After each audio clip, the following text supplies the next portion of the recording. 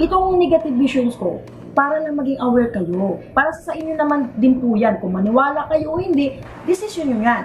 Basta ako, sinashare ko sa inyo kung ano nakikita ko sa vision ko.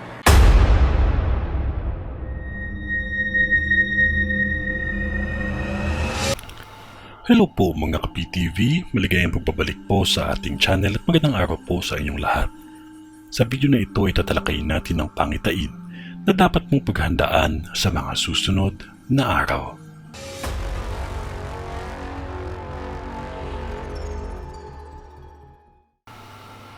Maging maingat lamang ang mga taga dito dahil kahit maulan man o mainit, may nakikita akong dalawang malalaking sunog na magaganap pa lamang.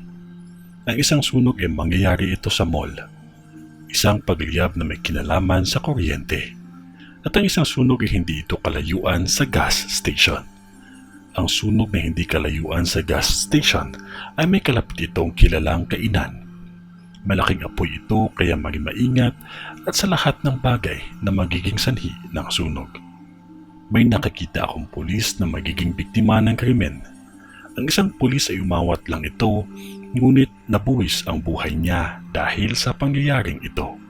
At ang isang pulis naman ay biktima siya ng krimen.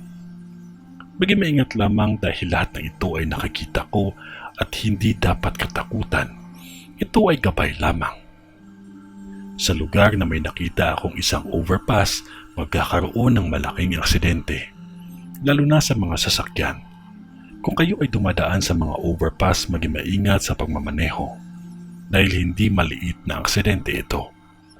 May isang kilalang tao sa bansa natin ang maaaksidente sa lugar na kung saan dinadaanan ang overpass at nasawi ito. Isang ambulansya din ang nakikita ko na maaaksidente.